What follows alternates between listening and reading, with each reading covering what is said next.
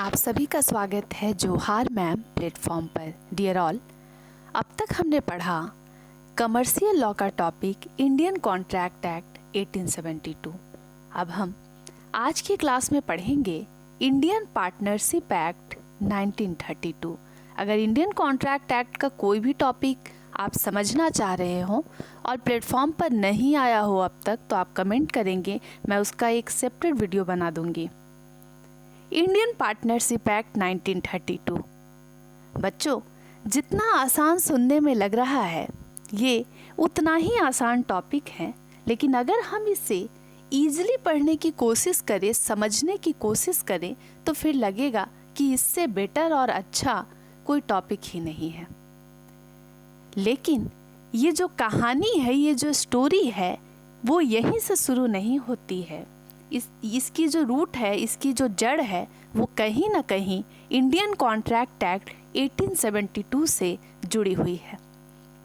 Indian contract act 1872 मैंने starting के जितने भी वीडियोस बनाए हैं उसमें बार बार बताया कि उसमें टोटल 266 सेक्शन थे, लेकिन धीरे धीरे करके कई ऐसे टॉपिक हैं जो सेपरेट एक्ट में कन्वर्ट हो गए और अब हम उन्हें अलग अलग पढ़ते हैं।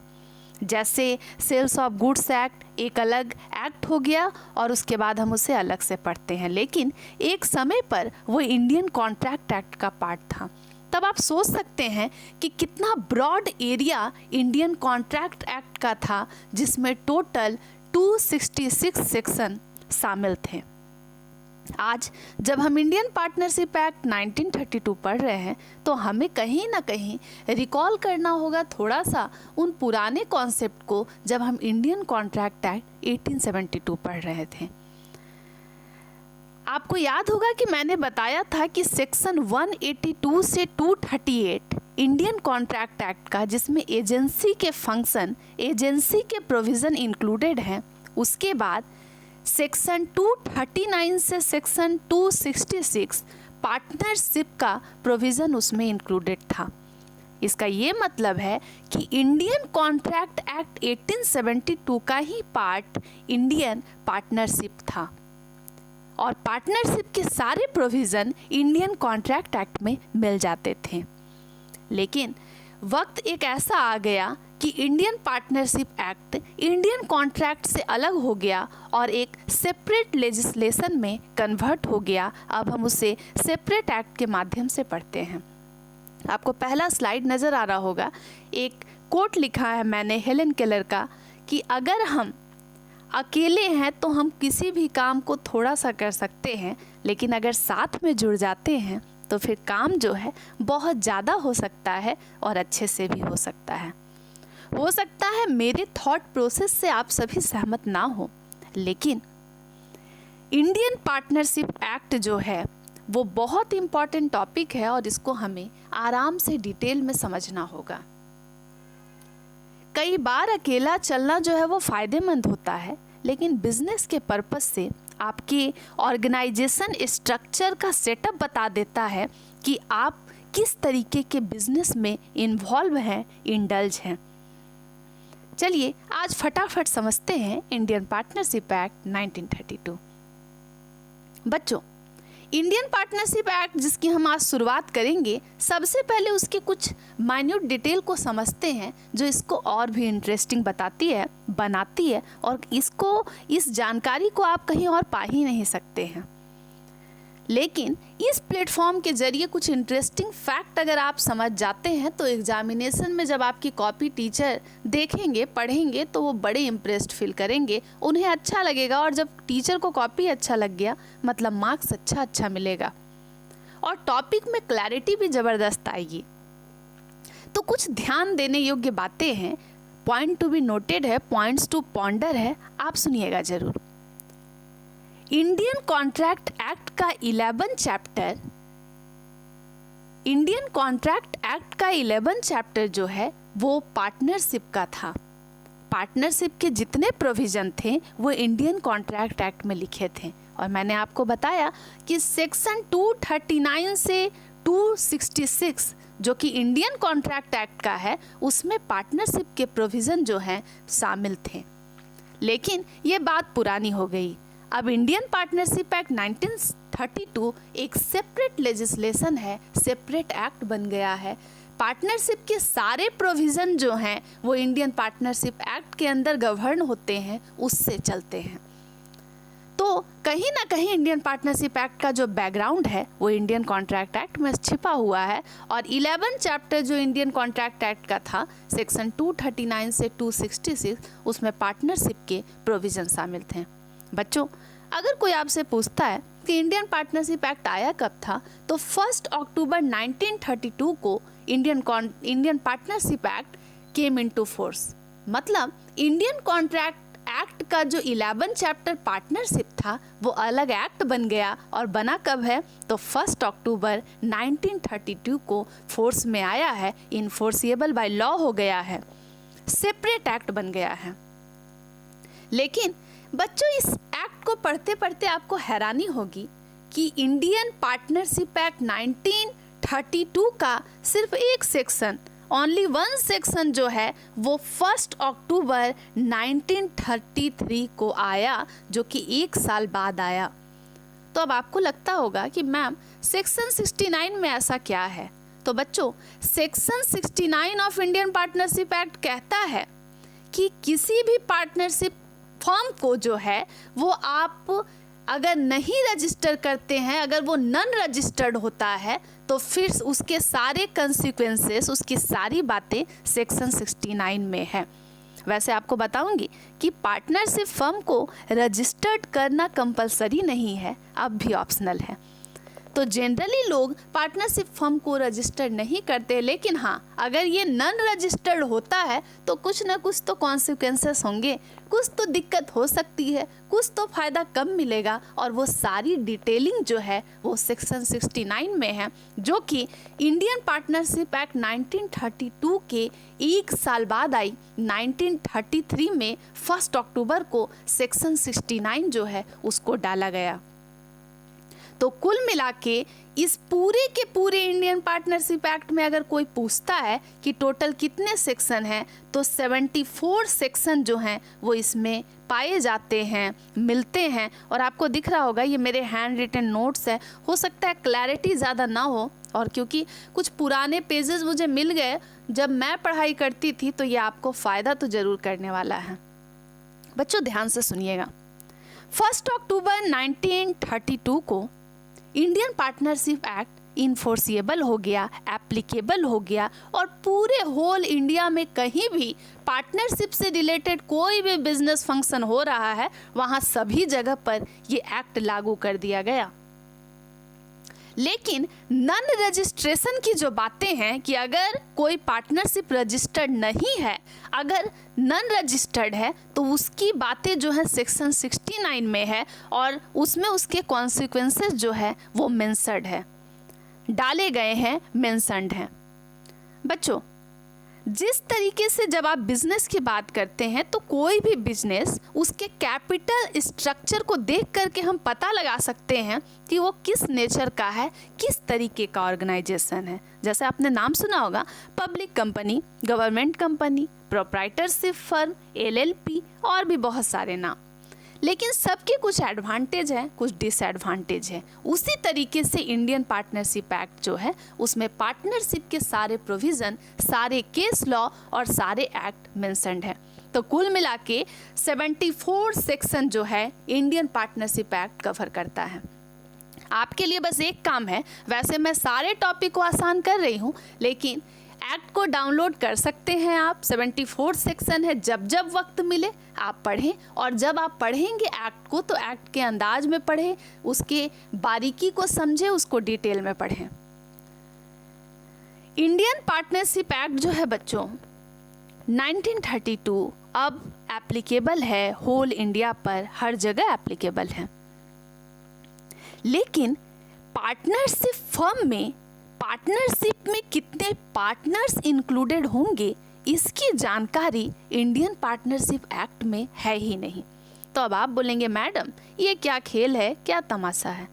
बच्चों, कंपनीज एक्ट 1956, ये सारी स्टोरी कहीं ना कहीं थोड़ी बहुत एक दूसरे से लिंक है। कंपनीज एक्ट 1956 जो कि मैं नेक्स्ट 2-3 क्लास में आपको पढ़ाऊंगी, वो भी आपका चैप्टर है।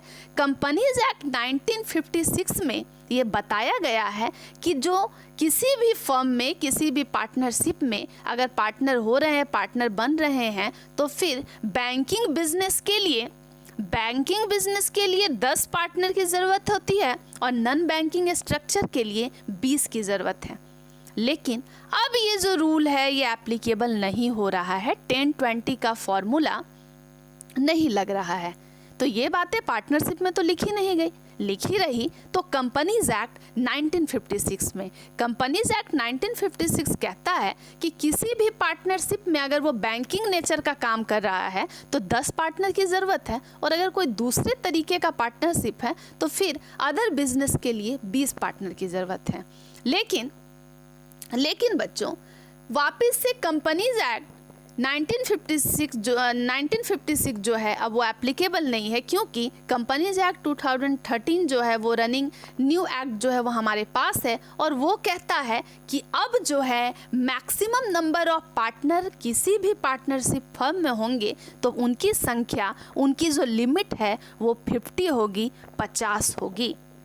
लेकिन किसी बुक में आपको 100 भी लिखा मिल रहा है, वैसे आप ज़रूर बताइएगा। लेकिन रूल नंबर 10 जो है मिसलेनियस रूल बता रहा है कंपनीज एक्ट का, 2014 में ये डिस्कस किया गया है कि number of partner in partnership firm 50 होगा, और अगर मान के चलिए किसी भी पार्टनरशिप फर्म में 50 से ज़्यादा पार्टनर हो जाते हैं तो फिर वो एक इलीगल एसोसिएशन बन जा रहा है।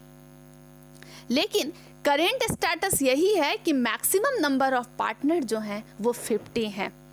पहले बच्चों 1956 की कंपनी एक्ट जो है वो कहने लगी थी कि 10 पार्टनर ज़रूरत है बैंकिंग बिजनेस के लिए और 20 की ज़रूरत है नन अदर बिजनेस के लिए जो कि नॉन बैंकिंग है। उसके बाद जो है बच्चों नया कंपनीज एक्ट आ गया जो कि 2013 में आया है। वो कहता है कि मैक्सिमम नंबर ऑफ पार्टनर 10-20 जो है ये बात हम नहीं मानने वाले हैं, 50 कर देते हैं ताकि काम जो है वो और फ्लेक्सिबिलिटी से हो, अच्छे से हो। बच्चों, कैपिटल स्ट्रक्चर को देखकर ही ये पता लगाया जाता है कि किस तरीके का ऑर्गेनाइजेशन स्ट्रक्चर है। और आज आप जब इसे पढ़ रहे हैं इंडियन पार्टनरशिप एक्ट को, तो मैं बताऊंगी कि 11-12 में और ग्रेजुएशन में कहीं बहुत जगह पर बिजनेस स्टडीज़ की, जो बच्चे बिजनेस कॉमर्स मैनेजमेंट के हैं वो पढ़ते हैं, बिजनेस स्टडीज़ की पढ़ाई होती है। वहाँ फॉर्म्स ऑफ बिजनेस ऑर्गेनाइजेशन में आपको पढ़ना पड़ता है proprietorship, LLP, public company, government company, private company. उसी तरीके से पार्टनरशिप भी पढ़ना पड़ता है, तब उसमें हम डिटेल में पढ़ते हैं एडवांटेज और डिसएडवांटेज। कितनी हैरानी की बात है कि इंडियन पार्टनरशिप एक्ट कहता ही नहीं है कि कितने पार्टनर होने चाहिए, लेकिन इसकी जो डिटेल है वो कंपनीज एक्ट में मिलती है। कंपनीज एक्ट 1956 जब एप्लीकेबल था, जब चलता था, तो बताया गया था कि 10 पार्टनर की ज़रूरत बैंकिंग के लिए है, बैंकिंग बिजनेस के लिए, और 20 पार्टनर की तलाश है वो अदर बिजनेस के लिए है। लेकिन 2013 का कंपनीज एक्ट ये कह रहा है कि मैक्सिमम नंबर 50 की ही ज़रूरत है, और अगर 50 से ज़्यादा हो गया तो फिर कांड हो जाएगा, इलीगल एसोसिएशन हो जाएगा। तो जो पहले 10 और 20 की लिमिट थी, अब नए कंपनीज एक्ट में 50 हो चुकी है। चलिए नेक्स्ट स्लाइड की ओर मूव करते हैं और आपको दिख रहा होगा बच्चों, मैंने आपको बताया कि पार्टनरशिप एक्ट जो है वो आया है, एप्लीकेबल हुआ है 1 अक्टूबर 1932 में। लेकिन आप सोच कर देखिए कि ये आया कहाँ से है, तो ये आया तो कॉन्ट्रैक्ट एक्ट से है, कॉन्ट्रैक्ट एक्ट 1872 से। अब लोग बोलते हैं कि हो सकता है, सोचने वाली बात, और आप सभी को मैं सोचने के लिए छोड़ दे रही हूँ क्योंकि आप LLB के स्टूडेंट हैं, आप कॉमर्स मैनेजमेंट बिजनेस को समझ रहे हैं। जरा सोचिए कि जिसकी जड़ें कहीं और है, पार्टनरशिप तो एक नया पेड़ तैयार है, लेकिन उसकी जो रूट है वो कहीं ना कहीं इंडियन कॉन्ट्रैक्ट एक्ट में है। तो कॉन्ट्रैक्ट एक्ट का जो असर है, जो साया है, जो रिफ्लेक्शन है, जो परछाई है, वो इंडियन पार्टनरशिप एक्ट पर पड़ती है। तो जो भी फंक्शनिंग रिलेटेड काम है, जो जनरल प्रिंसिपल है, अगर अभी भी पार्टनरशिप में अगर कोई दिक्कत आती है, अगर जनरल फंक्शनिंग कैसे की जाए, तो उसके लिए कुछ इनपुट जो हैं वो हम इंडियन कॉन्ट्रैक्ट एक्ट से ले सकते हैं। लेकिन एक बात ध्यान से सुनिएगा बच्चों, हम वही इनपुट इंडियन कॉन्ट्रैक्ट एक्ट से लेंगे जो पार्टनरशिप को सपोर्ट करेगा, जो पार्टनरशिप के अगेंस्ट रहेगा। हम वैसे इनपुट को, वैसी चीज़ों को उठाएंगे ही नहीं, उसे कंसीडर नहीं करेंगे। तो आज भी पार्टनरशिप के जनरल प्रिंसिपल को चलाने के लिए, कंडक्ट करने के लिए अगर कुछ इनपुट की ज़रूरत होती है तो हम इंडियन कॉन्ट्रैक्ट एक्ट के पन्ने को पलट लेते हैं। क्योंकि आप सोचिए, पार्टनरशिप में पार्टनर होंगे कितने, ये बात कंपनीज एक्ट में लिखी है, तो कितना शानदार है ये लॉ, और ख़ास करके आपका कमर्शियल लॉ, जहां आप बिजनेस लॉ की बात करते हैं। लेकिन बच्चों, जितनी भी लीगल इशू होगी, जितने भी कानूनी पछड़े होंगे, अगर उसका हमें रेमेडी चाहिए, सॉल्यूशन चाहिए, तो वो काम पार्टनरशिप एक्ट में ही छिपा है। तो उसके लिए हम कॉन्ट्रैक्ट एक्ट के दरवाजे पे खड़े होकर हो हल्ला नहीं करेंगे। उसका सॉर्ट आउट अगर हमें करना है, उन मुसीबतों से छुटकारा पाना है, तो फिर हमको मूव करना होगा पार्टनरशिप एक्ट 1932 में। वैसे मैं जिस डिटेल को बता रही हूँ वो हर जगह मेंशन नहीं है, लेकिन नॉलेज इसी को कहते हैं कि आप बहुत अप टू डेट रहें और जड़ को खोद खोद के, पेड़ की जड़ों के अंदर जा जा करके हम टॉपिक को समझें। क्योंकि लॉन्ग क्वेश्चन आंसर में ज़रूर पूछा जाएगा what is partnership, explain the essential element of A partnership, ये कंफर्म है। और जब आपसे ये सवाल पूछा जाएगा तो ये बस पेजेस भरने के लिए टॉपिक है नहीं, लॉ में आप अननेसेसरी चीज़ों को डाल नहीं सकते हैं। तो फिर आपको अपने कंटेंट पर फोकस करना होगा और क्वालिटी कंटेंट पर ध्यान देना होगा। चलिए नेक्स्ट स्लाइड की ओर हम बढ़ते हैं। बच्चों, सेक्शन 4 जो है इंडियन पार्टनरशिप एक्ट का, वो बड़ा इंटरेस्टिंग है और हम सभी लोगों का पसंदीदा है, जिसमें पार्टनरशिप की डेफिनेशन दी गई है। वैसे आप पार्टनरशिप के बहुत सारे डेफिनेशन को गूगल कर सकते हैं, लेकिन एग्ज़ाम अगर आप दे रहे हैं, लॉ के स्टूडेंट हैं, कॉमर्स के और मैनेजमेंट के स्टूडेंट हैं, और अगर इस फॉर्मूला को नहीं लिखते हैं तो फिर क्या ही लिखते हैं। बच्चों, एक छोटा सा डेफिनेशन है कि partnership is the relationship between person, partnership is the relation between person who have agreed to share the profit of a business carried on by all or any of them acting for all।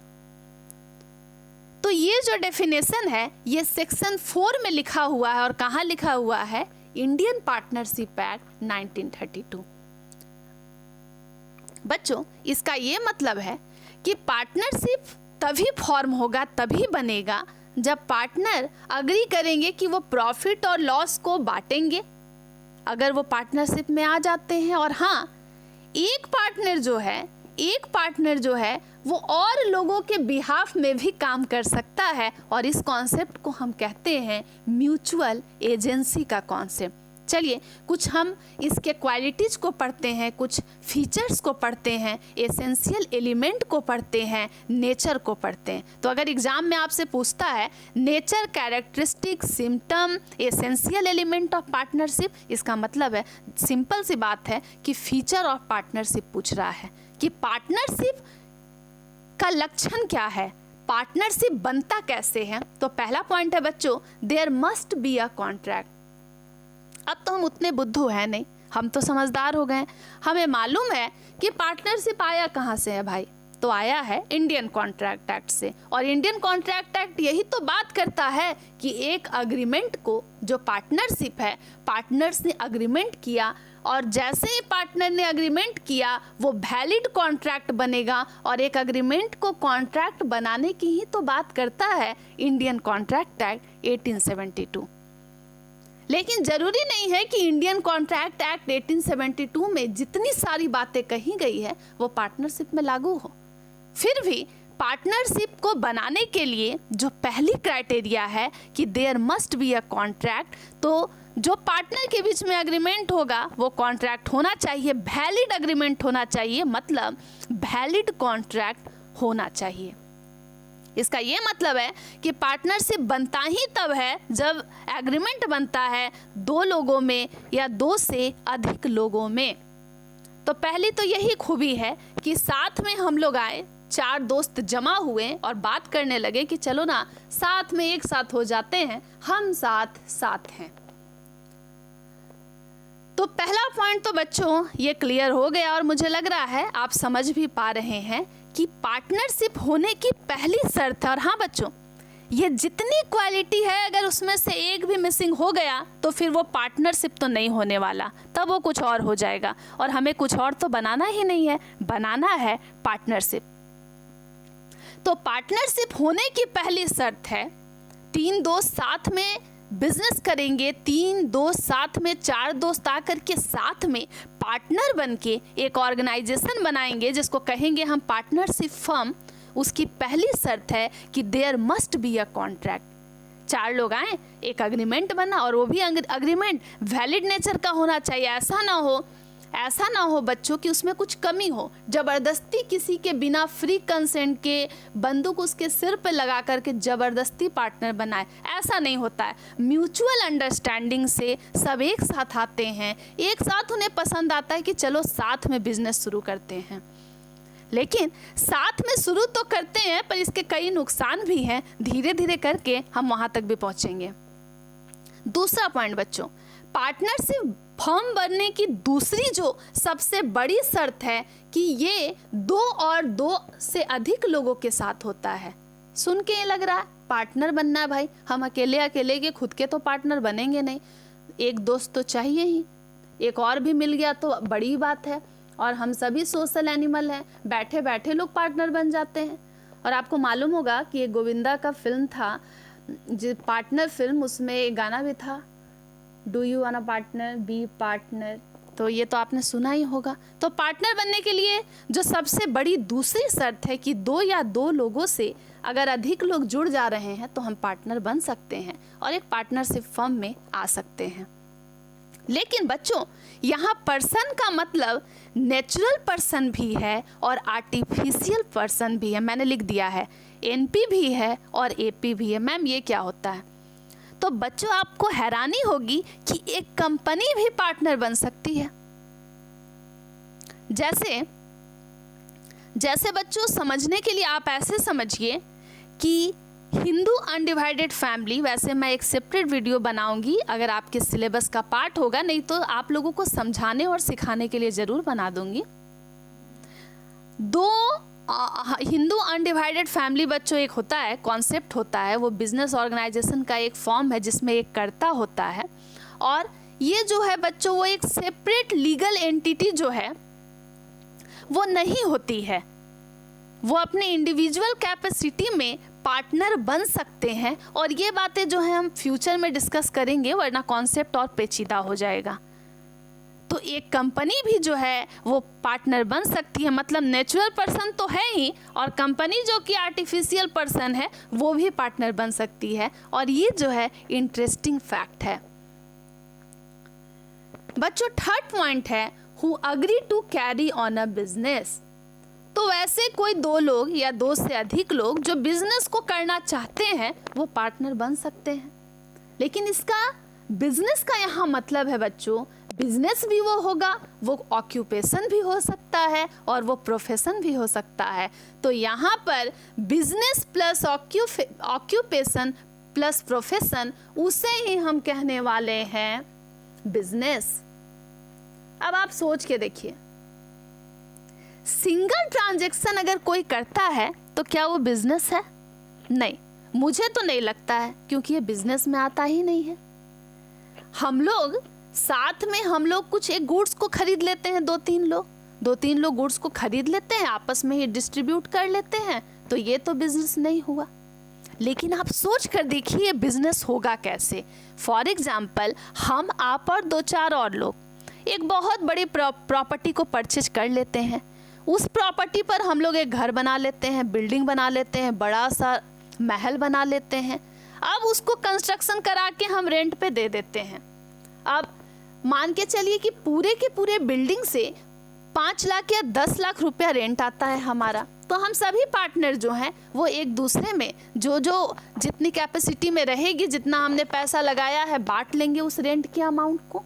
लेकिन जो हम rent के amount को बांट रहे हैं बच्चों, हम जो यहाँ रेंट के अमाउंट को बांट रहे हैं, यहाँ पर हम को ऑनर हैं, यहाँ पर हम पार्टनर नहीं हैं, क्योंकि हम लोगों ने साथ में प्रॉपर्टी को परचेज किया, उस पर बिजनेस किया और उसके बाद समान रूप से अगर 10 लाख आया है और 10 लाख अगर आ गया है, 5 लोग हैं तो सब 2-2 लाख रुपया रेंट बांट ले रहे हैं। एक बात आप ध्यान से समझिए, को ऑनर और पार्टनरशिप में डिफरेंस होता है। को ऑनर को पार्टनरशिप में हम लोग इंक्लूड नहीं करते हैं। तो जो एक्टिविटी अगर कोई इंसान वन टाइम के लिए कर रहा है वो पार्टनरशिप में नहीं आ रहा है। अगर वो एक्टिविटी बार बार हो रहा है, कंटिन्यूअस हो रहा है, तो फिर वो पार्टनरशिप का पार्ट है।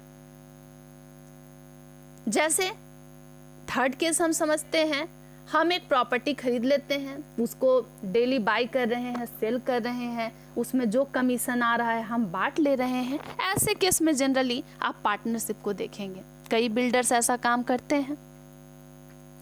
लेकिन को ऑनर और पार्टनरशिप में डिफरेंस है और ये डिफरेंस जो है वो मेंशन्ड है। एक दिन इस पर सेपरेट वीडियो बनाऊंगी। कई बार एग्जाम में अगर आप बीकॉम या एलएलबी के स्टूडेंट हैं तो पूछा जाता है डिस्टिंग्विश बिटवीन को ऑनरशिप एंड पार्टनरशिप।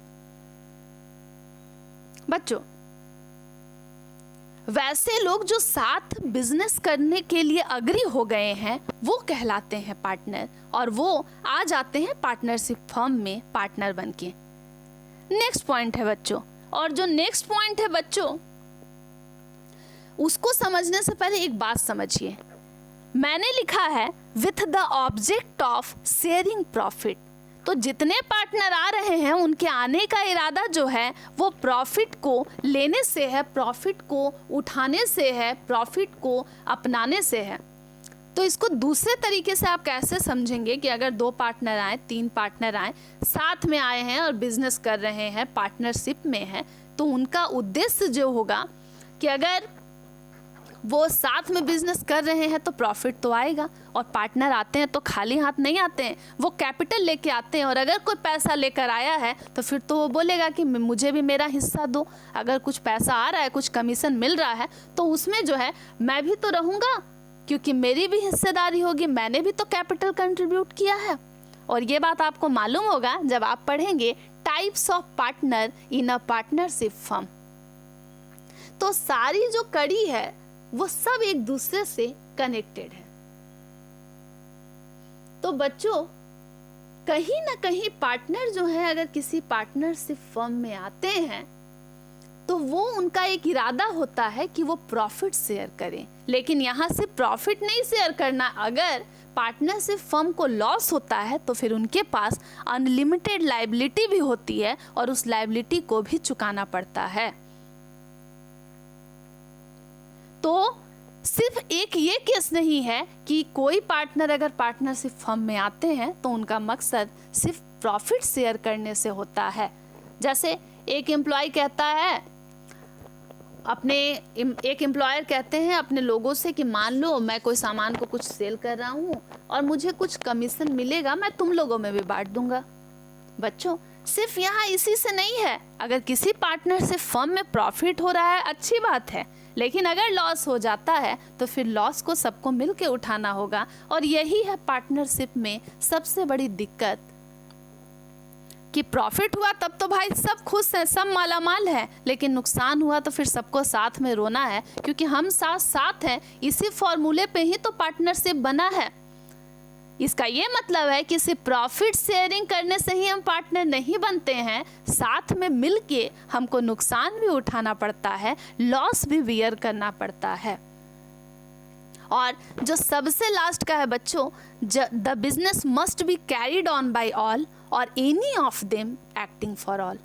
मतलब पार्टनरशिप जो है वो तब होता है जब बिजनेस सब मिलके चला रहे हैं, तो हाँ भाई पार्टनर है तो सब मिलके तो चलाएंगे, अच्छी बात है। लेकिन इसमें एक प्रोविजन ये भी है कि कोई एक पार्टनर कोई एक पार्टनर एजेंट बन के अपने सभी पार्टनर को रिप्रेजेंट करता है, और इस कॉन्सेप्ट को कहते हैं म्यूचुअल एजेंसी। और म्यूचुअल एजेंसी को अगर आप समझना है तो हिंदी में एक बहुत पॉपुलर मुहावरा है, लोकोक्ति है, जो लोग कहते हैं करे कोई भरे कोई। अगर एक पार्टनर चालाकी करता है, वो कुछ पैसा लेके भाग जाता है, तो फिर वो सबके बाकी जितने पार्टनर रह गए हैं वो सबके मत्थे चढ़ जाएगा और आपको लायबिलिटी को पे करना होगा, डेब्ट को पे करना होगा। तो म्यूचुअल एजेंसी का कॉन्सेप्ट कहता है कि रोपेगा एक लेकिन काटने तो बहुत लोगों को पड़ेंगे, ये इसी पर डिपेंड करता है म्यूचुअल एजेंसी। करता कोई और है, भरता कोई और है, और ये जो है एक लीगल बाइंडिंग होती है म्यूचुअल एजेंसी। अब समझिए, फॉर एग्जाम्पल मैं एक प्रिंसिपल हूँ, पार्टनरशिप फर्म में हूँ, और मैंने कहा आपको, आप भी पार्टनर है मेरे, मैंने कहा कि भाई जाओ एक प्रॉपर्टी खरीद लो, मैं नहीं खरीद पाऊंगा, तुम चले जाओ। अब आप जो है यहाँ एजेंट हैं, आप गए मेरे बिहाफ में कॉन्ट्रैक्ट को कर लिए। अब बच्चों होगा क्या कि आप मेरे बिहाफ में, आप भी पार्टनर हैं, मैं भी पार्टनर हूँ, हम एक ही जगह पार्टनरशिप फर्म में जुड़े हुए हैं। आपने मेरे बिहाफ में कॉन्ट्रैक्ट कर लिया, और आप अगर फ्यूचर में मतलब फर्दर कोई चालाकी करते हैं तो उसके लिए पता है आप चालाकी कर रहे हैं लेकिन दोषी मैं हो जाऊंगा, मैं हो जाऊंगी। ये वाला प्रॉब्लम है कि कॉन्ट्रैक्ट कोई एक पार्टनर करता है, लेकिन अगर उस कॉन्ट्रैक्ट में कुछ लूप होल्स हैं, कुछ दिक्कत आ जाती है, कुछ गलती हो जाती है, कुछ नुकसान हो जाता है, तो वो सारे पार्टनर के सिर पर चढ़ जाता है। और ये सबसे बड़ी, आप कह सकते हैं, अगर अच्छा काम हुआ तो फ़ायदा भी है, और अगर बुरा हो गया तो फिर नुकसान भी है। म्यूचुअल एजेंसी का कॉन्सेप्ट जो है वर्क करता है पार्टनरशिप में। तो पार्टनरशिप जो है, इंडियन पार्टनरशिप एक्ट 1932 का ये इम्पॉर्टेंट कंसेप्ट है म्यूचुअल एजेंसी का। अब इसे हम और अच्छे से पढ़ते हैं। बच्चों, मैंने आपको बताया कि एक पार्टनर जो है, कभी ज़रूरत पड़ी तो वो सभी पार्टनर को रिप्रेजेंट कर सकता है, और जनरली ऐसा कई बार होता है कि एक ही पार्टनर जो है बहुत सारे पार्टनर को रिप्रेजेंट करता है। लेकिन कई बार होता है पार्टनरशिप, हम साथ तो आ गए हैं लेकिन साथ रहते रहते बहुत तरीके की डिस्प्यूट हो जाती है, लड़ाई हो जाती है, और सबकी अलग अलग मेंटलिटी होती है, अलग अलग नेचर होता है, और पार्टनरशिप जो है वो लंबे समय तक के लिए वर्क नहीं कर पाता है। और कई बार कई पार्टनर जो है बहुत चालाकी कर देते हैं, और जिसका खामियाजा सभी लोगों को उठाना पड़ता है। तो ये इसकी एक डिसएडवांटेज भी है, बुराई भी है। बच्चों, म्यूचुअल एजेंसी जो कॉन्सेप्ट है उसके लिए एक फॉर्मूला है, और उस फॉर्मूला का नाम क्या है पता है? पाप। तो अब आप बोलेंगे कि मैडम यहाँ पाप किसको लगेगा? तो पाप का मतलब है कि एक पार्टनर तो होता ही है, पी फॉर पार्टनर, वो एजेंट भी होता है, और लास्ट में जो पी है पाप का, वही प्रिंसिपल भी होता है। तो पार्टनर एक है लेकिन काम तीन है। जो पार्टनर है वो कंपनी पार्टनरशिप फर्म में पार्टनर तो है भाई, जैसा सभी पार्टनर है वो पार्टनर है, लेकिन वो हर पार्टनर दूसरे पार्टनर का एजेंट भी है। जहाँ जरूरत पड़ता है एक पहुँच जाता है, मतलब सब पहुँच गए। और वही जो पार्टनर है वो प्रिंसिपल भी है, मतलब जहाँ जरूरत पड़ती है एक जो है मेन एक्ट कर लेता है, और उसके बदले सभी लाइबल हो जाते हैं। और इसके कई नुकसान है बच्चों, क्योंकि अगर मेरे बिहाफ में अगर कोई कॉन्ट्रैक्ट कर रहा है और अगर वो कुछ गलत कॉन्ट्रैक्ट कर देता है और उसका आउटकम गलत आ जाता है, तो फिर हम सभी जो हैं बराबर रिस्पॉन्सिबल होंगे। आप भाग नहीं सकते हैं, क्योंकि मैरिज हो चुका है और पार्टनरशिप है ही बिल्कुल मैरिज की तरह, साथ में सुख दुख उठाना ही पड़ता है। सिर्फ सुख लेना है तब आप पार्टनरशिप में नहीं आ सकते हैं। आपको अनलिमिटेड प्रॉफिट अगर होगा तो वो तो होगा ही, लेकिन इसके साथ अनलिमिटेड लायबिलिटी का भी गेम चलता है। और यही जो है सभी ऑर्गेनाइजेशन स्ट्रक्चर में पार्टनरशिप को अलग बनाती है म्यूचुअल एजेंसी, कि एक पार्टनर प्रिंसिपल भी है, वो एजेंट भी है, और तीसरी बात जो है कि वो पार्टनर तो है ही। और एक पार्टनर दूसरे के बिहाफ में सभी को रिप्रेजेंट कर सकते हैं, प्रेजेंट कर सकते हैं। और ये है पार्टनरशिप एक्ट का एसेंशियल फीचर जो पार्टनरशिप को अलग बनाता है, अलग करता है। बच्चों ध्यान से आपको एक बात याद रखना होगा कि इंडियन कॉन्ट्रैक्ट एक्ट में जो एजेंसी का फंक्शन था सेक्शन 182 से लेके 238, उसके जस्ट तुरंत बाद सेक्शन 239 से 266 में पार्टनरशिप के प्रोविजन थे। और अब Indian partnership act separate legislation हो गया है। लेकिन अगर कभी इंडियन पार्टनरशिप एक्ट को जरूरत पड़ती है कि वो पार्टनरशिप के बारे में थोड़ी बहुत जानकारी कहीं से लेना चाहे तो वो इंडियन कॉन्ट्रैक्ट एक्ट को देख सकता है।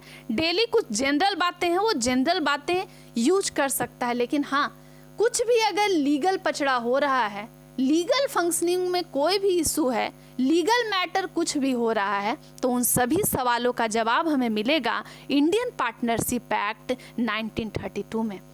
और सेक्शन 69 में नन रजिस्ट्रेशन ऑफ कंपनीज जो है वो अवेलेबल है। नन रजिस्ट्रेशन ऑफ पार्टनरशिप जो है वो डिटेल में अवेलेबल है, जो कि 1 साल बाद इंडियन पार्टनरशिप एक्ट में शामिल किया गया था। बच्चों एक बात और है, पार्टनरशिप को रजिस्टर्ड करवाना अब भी ऑप्शनल है, ये मैंडेटरी नहीं है। लेकिन हाँ, अगर आप रजिस्टर करवा लेते हैं तो हो सकता है कि कहीं ना कहीं आप कई मुश्किलों से बच जाएं। तो जो समझदार होते हैं वो उसको रजिस्टर करवा लेते हैं। लेकिन कई बार जो है बच्चों होता क्या है कि कई लोग उसे रजिस्टर नहीं करवाते हैं तो भी कोई दिक्कत नहीं है, लेकिन नहीं रजिस्टर्ड करवाने पर कुछ कॉन्सिक्वेंसेस हैं जो आपको फ्यूचर में हार्म कर सकते हैं, नुकसान कर देते हैं। और ये सारी बातें लिखी कहाँ गई हैं, तो section 69 of Indian partnership act 1932 में मेंशन्ड है। नेक्स्ट क्लास में जो है बच्चों हम पढ़ेंगे इंडियन पार्टनरशिप एक्ट में टाइप्स ऑफ पार्टनर जो है पूछा जाता है। मैंने इसको डिटेल में आप देख सकते हैं, कुछ स्लाइड भी बनाए हैं। होप करती हूँ कि आपको ये सभी पसंद आएंगे। और 2-3 पॉइंट हैं जो मैंने आपको बताया है कि एसेंशियल एलिमेंट है, हो सके तो स्क्रीनशॉट लेंगे, लेकिन बेटर मुझे लगता है कि पढ़ लेना जो है वो आसान रहेगा समझने के लिए। यूज कर सकते हैं, जिस तरीके से मैं लिखी हूँ उस तरीके से आंसर को कीजिए। दूसरी बात ये रहेगी कि कोशिश कीजिए कि कहानी की तरीके से लॉ को ना लिखें। पूरे के पूरे इंडियन पार्टनरशिप एक्ट में 74 सेक्शन है, एक्ट को डाउनलोड करके आप पढ़ सकते हैं। बस इंडियन पार्टनरशिप एक्ट 1932 लिखना है। और यहाँ पे कुछ सिम्टम है जो आपको दिख रहे हैं, लक्षण है, और आप इसको थोड़े से और पॉइंट को खुद भी इंक्लूड कर सकते हैं। और अगर दिक्कत होगी तो बताइएगा, मैं वापस से एसेंशियल एलिमेंट को अलग से बना दूंगी। लेकिन बहुत सारे पॉइंट जो हैं वो आपको ईजिली इसी डेफिनेशन से मिल जाएंगे। Section 4 of Indian partnership act पढ़िएगा। नेक्स्ट क्लास में मैं बताऊंगी टाइप्स ऑफ पार्टनरशिप, और उसके बाद टाइप्स ऑफ पार्टनर भी पढ़ाने हैं। और फटाफट नेक्स्ट क्लास में और मैं कोशिश करती हूँ कि इंडियन कंपनीज एक्ट 1956 को मैं कंटिन्यू करूँ, ताकि आप अच्छे से पढ़ पाएँ और सिलेबस कंप्लीट हो जाए। फर्दर अपडेट के लिए जुड़े रहेंगे जोहार मैम चैनल से, प्लेटफॉर्म से। और हाँ, कनेक्टेड जो है ये इंडियन कॉन्ट्रैक्ट एक्ट से है, तो बार बार उसे रिवाइज करेंगे। और उसमें भी आप पुराने जितने प्रीवियस वीडियोज़ हैं उसे देखिए, रिवाइज कीजिए, एग्ज़ाम कभी भी हो सकता है। चलिए बाय, नेक्स्ट क्लास में वापस मिलती हूँ।